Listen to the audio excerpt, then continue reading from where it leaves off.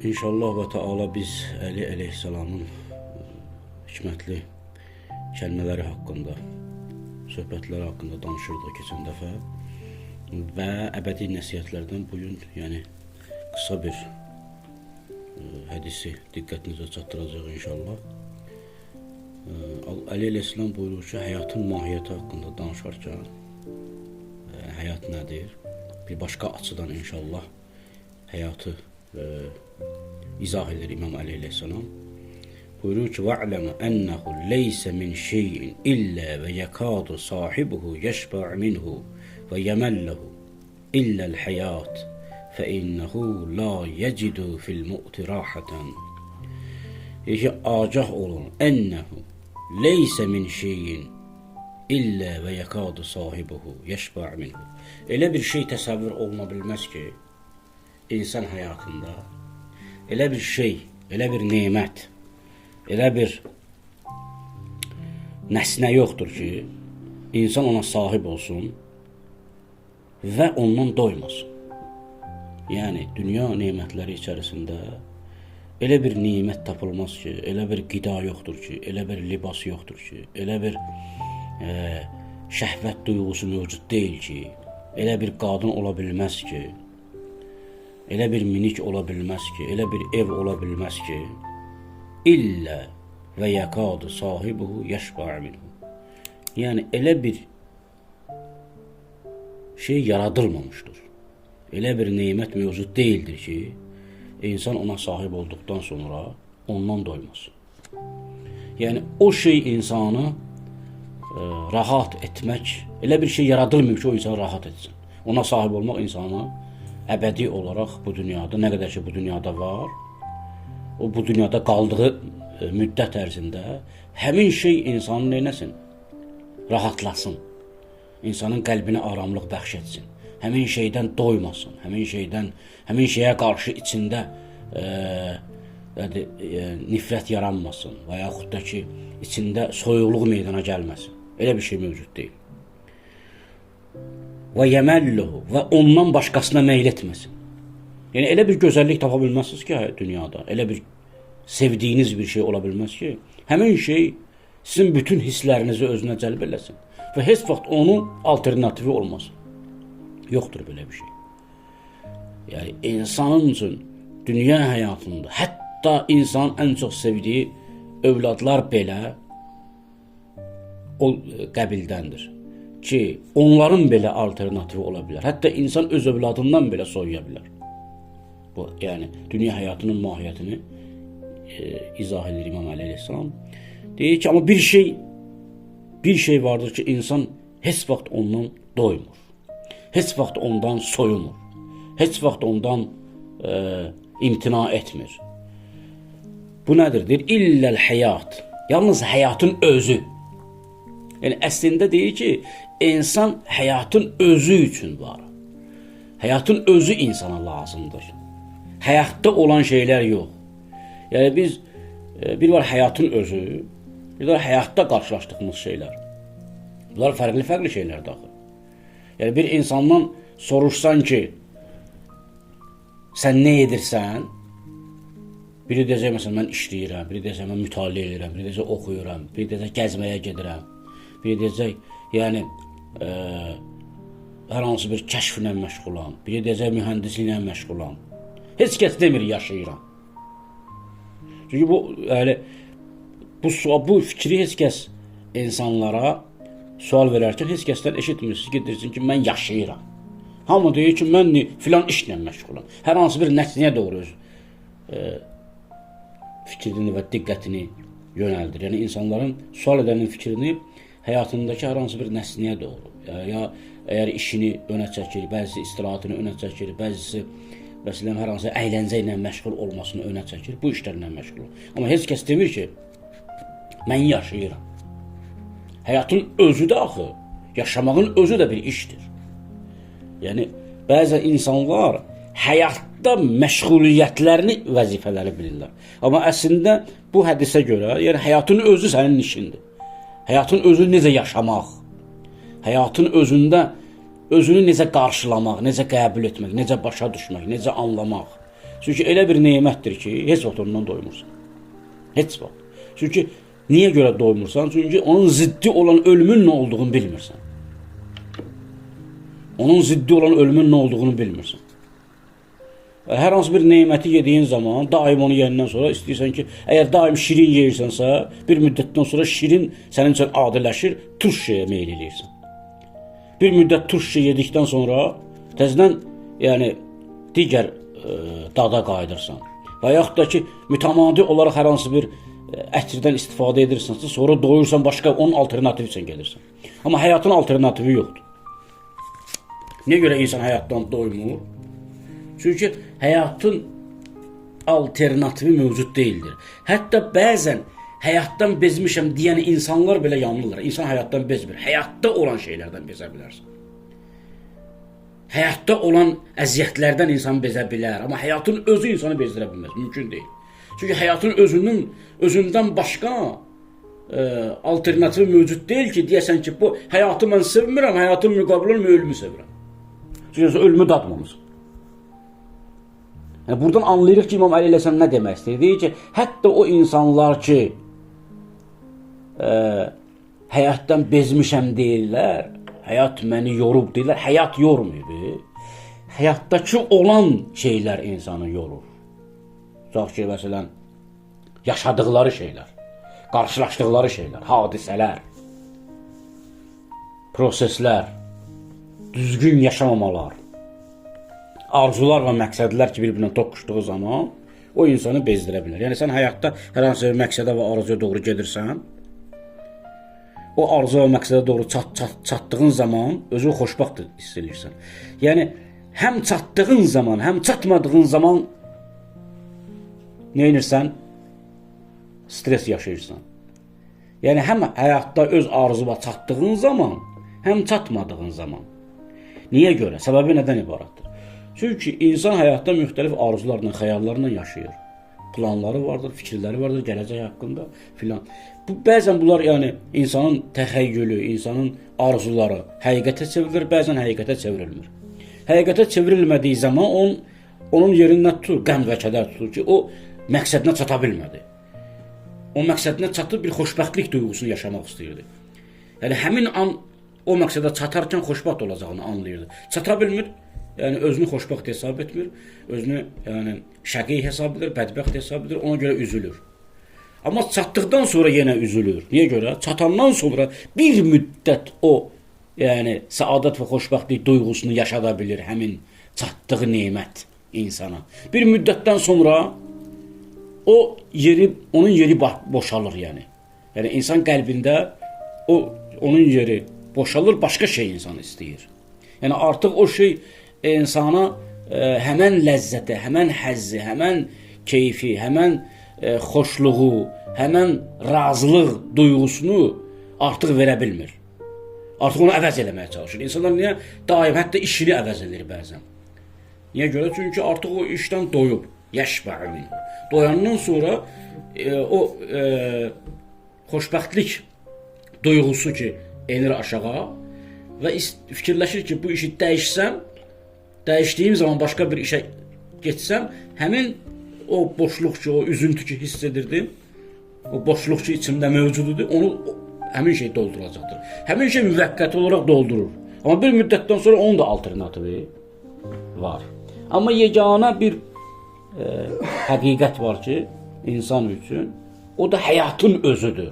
Deməli, bütün bunlar həyat deyilmiş. Həyatın içində baş verən şeylər. Bir də həyatın özü var. Yəni, mən diriyəm. Dirilik, sağlıq, həyatda olmaq elə bir haldır ki, onsuz insan əslən özünü təsəvvür edə bilmir ki, ta ki ondan neynə bir doya bilsin. Əgər bir şeysiz sən özünü təsəvvür edə bilmirsənsə, ondan heç vaxt doya bilməzsən. İnsan heç əlindən doya bilərmi? İnsan heç bədənindən doya bilərmi? İstəmirəm daha bu bədəni, bu əli istəmirəm.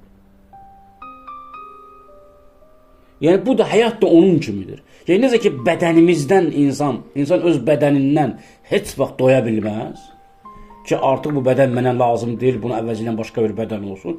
Heç vaxt, yəni, insan maşınını dəyişir, evini dəyişir, hətta həyat yoldaşını belə dəyişir. Fikirləşir ki, ayrılsın, ondan geçsin, daha onu rahat edən biri ilə evlənsin. Bunlar hamısı olur insanların həyatında. Bəzən həmin də yanlış olur. Elə bil ki, düzdür, amma əslində yanlış addım atır. Sonradan məlum olur ki, bu da axtardığı deyilmiş.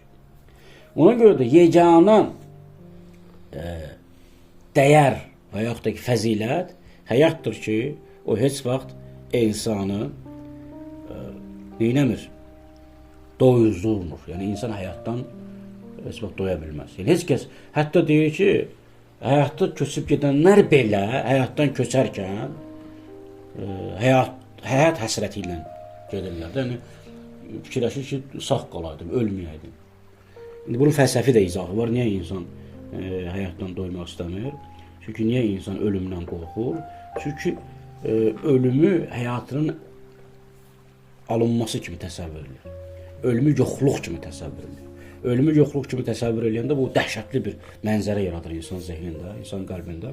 İnsan dəhşətə düşür, insan heyrətə düşür. Əslən yoxluq təkcə bədənini, özünü yox olmağa görə yox. Əslən yoxluq özü insan üçün bir heyrətamiz bir şeydir, dəhşətli bir şeydir. Yoxluq elə bir qaranlıqdır ki, insan o qaranlıqdan qorxur. Ən böyük zülmət yoxluqdur. İnsan özünü yaxın buraxa bilmir onu. Fikrinə yaxın buraxa bilmir, qəlbinə yaxın buraxa bilmir. Ki, mən öləcəm, mən yox olacam. Yəni, öləcəm, yəni yox olacam. Amma əslində ölməyin özünün də həyatın başqa bir şəkili olduğunu insan bilsəydi, o zaman ölüm artıq onu narahat edən bir şey olmayacaqdır. Ölüm əslində onu rahat edən şeylərdən biri olacaqdır. Necə ki, İmam Əli əleyhissalam deyir ki, Fustu və Rabbul Kəbəti, and olsun Kəbənin Rəbbinə rahatlandım. Feyzə gedib yetişdim, yəni həyata gedib çatdım. Yəni bəzi insanlar var ki, bəzi övliyalar var ki, onlar həyatda olarkən onlar üçün, yəni o həqiqət, o bəsirət Allah onlara əta edib verib, o bəsirətlə ən azından ölümdən sonra nə olacağını anlayırlar, hiss edir. Onu duya bilir içində ki, yoxluq yoxdur. Bir var yoxluğun özünü görmək, yəni yoxluğun yox olmasını görmək, yəni yoxluq yoxdur da, varlıq var, həyat var. Ölümün olmamasını görmək, bir də hiss etmək. Yəni sanki bir xəbər vasitəsilə sən hiss edirsən. Bayaqki, yəni onların sualını ki, dedi ki, insan ağılla isbat eləyə bilərmi? İman əsaslarını. Ağılla insan dəlil gətirə bilər, amma isbat oluna bilməz. Bəlkə bu bir qəlbi duyğudur, hissdir, xəbərləşmədir ki, axirət var, Allah var, ölümdən sonra həyat var. Yəni sənin özün də bilmədiyin bir yol ilə, bir vasitə ilə, sənin qəlbinlə bir aləm arasında bir xəbərləşmə var. Gedib gəlir, mesajlaşma var, messenger. Peyğəmbər, yəni o baxımdan Peyğəmbər hələ sənin qəlbinin zahirdəki nəyidir? Nümunəsidir. Yəni sənin içində bir Peyğəmbər var, o Peyğəmbər qeyb aləmindən xəbər verir, zahirdəki Peyğəmbər də qeyb aləmindən xəbər verir. Yəni Həzrəti Muhammedlə bu baxımdan qəlb arasında bir fərq varmı? Həzrəti Muhammed sənin qəlbinin zahirdəki şəklidir, formasıdır. Yəni ilahi Peyğəmbərlər sənin qəlbinin zahirdəki şəklidir. Niyə görə? Çünki hər bir insan qəlbində qeyb aləmi ilə danışır, xəbərləşir. Necə biz bilmirik? Çünki qeyb aləmi bizim üçün, qəlb özü də qeyb olduğu üçün bir mənada. Yəni qəlbin özü nədir, onu da bilmirik. Özümüz nəyik, onu da bilmirik. Ruhumuzun dərinliklərində hansı proseslərin getdiyini özümüz də bilmirik axı. Sadəcə bilirik ki, xəbərləşmək, xəbər gəlir. Bizə xəbər gəlir ki, axirət var. Bizə xəbər gəlir ki, Allah var. Bizə xəbər gəlir ki, mələk var. Bizə xəbər gəlir ki, ölümdən sonra həyat var. Bəzən insanlar o qədər zahiri bilgilərdə özlərini yorurlar. Əqlani bilgilərdə, zahiri bilgilərdə, dünyəvi, o qədər yorurlar ki, o qədər diqqətlərini yönəldirlər. O qəlbin, o qeyb aləminə açılan qapısı nə olur? Yavaş-yavaş bağlanır. Ya xəbərləşmə yoxdur, ya da zəifdir. O qədər zəifdir ki, insanı narahat eləmir. İnsan da çox rahatdır. Əslən, insan var ki, elm adamıdır. Mən görmüşəm, yəni, elm adamıdır, professordur. Elə danışır ki, əminliklə danışır ki, yox, ölümdən sonra yoxluq var. Heç bir şey yoxdur. Yəni, onda, axı, biz deyirik ki, hər bir insanın qəlbi ilə qeyb aləmi arasında bir xəbərləşmə sistemi var, messenger sistemi var. Bəs onda necə? O da bir insan, onda da var idi. Amma o qədər bu əqlani, elmi şeylərlə yanlış özdə arqumentləşmə, yanlış deməli əqli istidlallar, dəlillər o qədər onun fikrini və diqqətini yönəldib maddəyə, materiyə, ancaq aləm, gördüyüm aləm, ancaq bu, görünən aləm, ancaq elm nə deyirsə odur. Elm bizə bu günləri nəyi verirsə, bugünkü bütün nailiyyətlərimiz deyir, elmi nailiyyətlərdir. Heç birisi dini nailiyyət nəticəsində deyil. Elə bugünkü tayyaranın kəşfi, sonra atomların kəşfi, internetin kəşfinə qədər, bütün nə qədər texnologiyada və elmdə olan nailiyyətlər hamısı nədir? Təcrübə biliklərinin nəticəsidir. Heç bir qeybi biliklə biz neyləmişik? Həyatımıza bir dəyişiklik yarada bilməmişik. Ona görə deyir ki, nə varsa bu elmi biliklərin gətirdiyi şeylərdir. Düz də deyir ha bir baxımda. Yəni axı o başa düşmür ki, bu qeyb aləmilə olan bilgi, o bilgilər növündən deyil ki, sənin həyatını, dünyəvi yönünü dəyişsin, fiziki yönünü dəyişsin, sənin üçün dünya həyatını rahatlaşdırsın. O bilgilər qismindəndir ki, səninlə o bir aləm arasında olan rabitəni qüvvətləndirsin. Amma sən o qədər bu bilgilər səninlə dünyaya bağlayan, dünyanı sənin üçün təfsir eləyən bilgilərə o qədər yön vermirsən, o qədər onun təsiri altında qalmırsan. O xəbərləşmək ki yoxdur, o qeybi xəbərləşmə. O qapısı bağlanıb. Ona görə də zahirdəki peyğəmbər ki, qəlb. Bir daxili peyğəmbər var, bir də xarici peyğəmbər. O xarici peyğəmbər qəlbin işini görür də. Amma daha aydın, daha bariz şəkildə. Məmur olub ki, Allah tərəfindən səni bəşəriyyəti yönəltsin. Orada artıq onu görə bilmirsən. Deyir ki, və innəmə fə innəhu la yecid fil mu'd rahata. Niyə insan deyir həyatdan doya bilmir? Niyə həyat insanı bezdirmir? Həyat heç vaxt insanı bezdirə bilməz. Həyatın özü daim insanda ümid qığılcımı yaradır. Daim insanın içində bir nəşə yaradır, həyatda olmaq. Çünki insan la yecid fil mu'd rahata. Hey düşünür, ölümdə bir rahatlıq tapa bilmir axı. Əgər insan ölümü düşünərkən ölümdə həyatdan daha yaxşı bir şey bilsəydi, dərk etsəydi, o zaman həyat insanı nə edərdi? Bezdirərdi. O zaman həyatdan insan doyardı. Niyə görə həyatdan doymuruq? Çünki ölüm nədir bilmirik. Ölümdə bir rahatlıq görmürük. Ölüm məchulluqdur bizim üçün. Ölüm yoxluq demək, ölüm qorxu deməkdir. Ölüm dəhşət deməkdir. İnsan heç dəhşətə doğru gedər, insan heç qorxuya doğru gedər, insan heç zülmətə doğru gedər. İnsan daim istəyir neyləsə aydınlığa doğru getsin. Biz də görürük ki, özümüz belə həyat bizə özümüzün var olduğumuzu göstərir ki, sən varsan. Mən həyatda olmamışdan qabaq var idim ya yoxdur, bilmirəm. Bu həyat mənə ispat edir ki, mən varam. Bu biyoloji həyat olmasaydı, mən özüm olduğumu dərk etməyəcəkdim. Bir ananın bətnindən dünyaya gəlməsəydim, rüşd eləməsəydim, təkamül etməsəydim, əqlim və şuurum formalaşmasaydı, həyatın içində, həyat bir dərya kimidir. Üzməyi öyrənməsəydim, inkişaf eləməsəydim, mən heç vaxt özümün var olduğunu bilməzdim ki. Elə deyil. Mən deyirəm ki, bəli, mən bədən deyiləm, biyoloji həyat deyiləm. Amma özümü də tapmışam bu həyatın içərisində. Amma bundan qabaq nə idim, haradaydım bilmirəm. Bilmirəm, yəni ana bətnindən qabaq haradaydım. Anamın bu dünyada materiya olmamışdan qabaq mən haradaydım. Onu bilmirəm. Əslən var idimmi, yox idimmi? Ruh həmən yaranırmı, ya vaxtı əvvəl yaranır, sonra bədənə. Bunlar heç birisi %100 sabit olan şeylər deyil. Mən sadəcə bu həyat vasitəsilə özümdən xəbərdar olmuşam və başqalarından xəbərdar olmuşam. Və bilirəm ki, özümdən xəbərdar olan varlıq bir dənə mənəm. Heç bir heyvan özündən xəbərdar deyil. Hiss edir özünü, öz mənfəətlərini hiss eləyir, öz zərərlərini hiss eləyir. Mənfəətə doğru gedir, zərərdən qaçır. Bu instinkt hissiyatdır. Amma heç bir canlı, heç bir varlıq özünü görə bilmir. İnsanın yaratdığı ən üstün nailiyyəti də süni zəkadır. Süni zəka heç vaxt insan olmayacaq. Bunu sizə əminlikdir. Niyə görə? Süni zəka yəni ən yaxşı halda riyazi algoritmadan başqa bir şey deyil. Yəni süni zəka sırf bilgiləri toplayıb, əlaqələndirib, rabitələndirib, bir-biri ilə nəticə çıxardıb və təqdim edən bir sistemdir. Özü nədir? Əslən özü dərk edə bilmir. Süni zəka özünü dərk edə bilmir. Hissiyatı yoxdur, vicdan duyğusu yoxdur, məsuliyyət duyğusu yoxdur.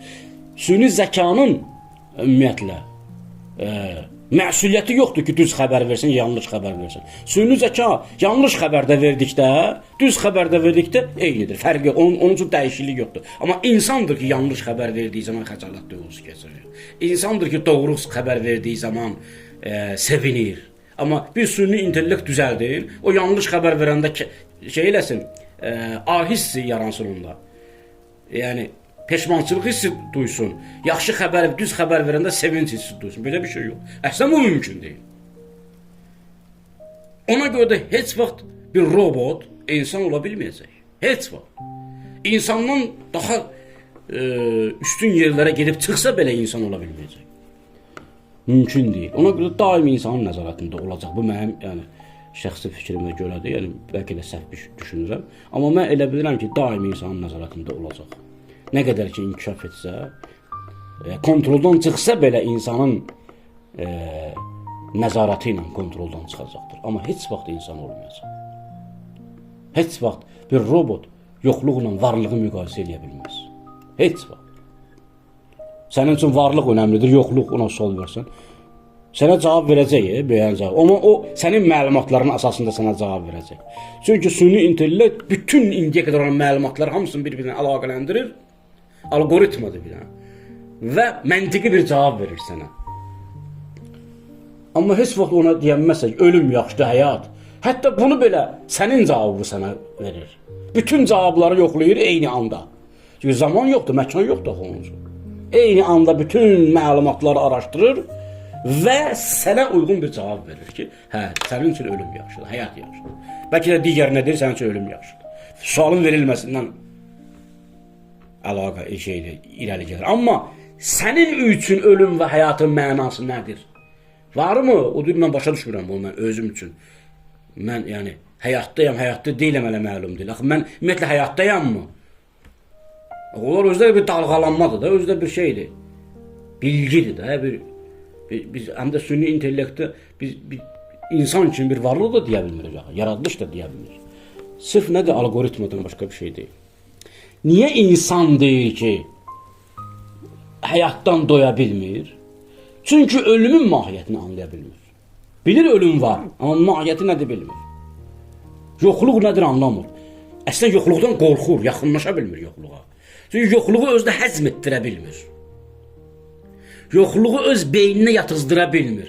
Qəlbinə otuzdura bilmir. Niyə? Çünki anlamadığın bir şey nətər öz qəlbinə otuzdura bilərsən? Ki, mən yox olacam. Yəni, nə yox olacam? Bilmirəm. Amma ətrafdakı insanlara baxıram ki, danışırdılar, deyirdilər, gülürdülər. İndi danışa bilmirlər, deyə bilmirlər, gülə bilmirlər, xəbərləşə bilmirəm. Bədənlər də yerin altında çürüyüb. Ona görə mən onları yox təsəvvür edirəm. Bu sənə görə o yoxdur. Amma o həqiqətdə nə yaşayır bilmirsən o. Həqiqətdə o ölümü yaşayır ya ölüm onun üçün baş verib ya həyatın başqa bir növünü yaşayır. Başqa bir şəkli ilə üz-üzədir. Biz bunu bilmirik. Ona görə deyir ki, və innəmə zalikə bimənzilətil hikmətilləti hiyə həyatun li qalbil məyyid. Deyir ki, bu, mənim bu sözüm özü bir nədir? Hikmətdir, ibrətdir insana ki, insan həyatdan doya bilmir. Niyə görə doya bilmir? Çünki ölümü tanımır, ölümün mahiyyətini bilmir, ölümü özünə rahatlıq yox, ölümü özünə əzab kimi qəbul edir. Ona görə həyat daim onun təravətini qoruyub saxlayır. Daim həyat insan üçün mənasını qoruyub saxlayır, itirmir. Çünki həyatsızlıqda bir mənasızlıq görür, həyatda bir məna görür. Çünki həyatda özünü görür axı, özü var. İnsan hər şeyi özü ilə ölçür. Nə qədər insan istəsə, özündən kənara çıxsın, çıxa bilməz. Hər şey öz ətrafında fırladır. Yəni, bu şeydən mənə nə? Bu şeydən mənə nə? Bu şeydən mənim faydam nə? İstər keçmiş, istər indi, istər gələcək, istənilən bir şeylə insan özünü müqayisə etdiyi zaman hər şeydə özünü görür, öz mənfəətini görür. İnsan özünü haçan görür? Həyatda olduğu zaman. Həyat insana var olduğunu göstərir də. Ona görədir ki, bu özü bir hikmətdir anlayan üçün. Qəlbi ölmüş insanların qəlbinin dirilməsi üçün mənim bu sözüm bir nədir? Hikmətdir ki, sənin qəlbin dirilsin. Yuxudan oyatsın səni. Ki anlayasan ki, ay, həyat nə qədər dərin bir məsələymiş. Biz onun yanından keçib getmişik. Özünün nə olduğunu anlamamışıq.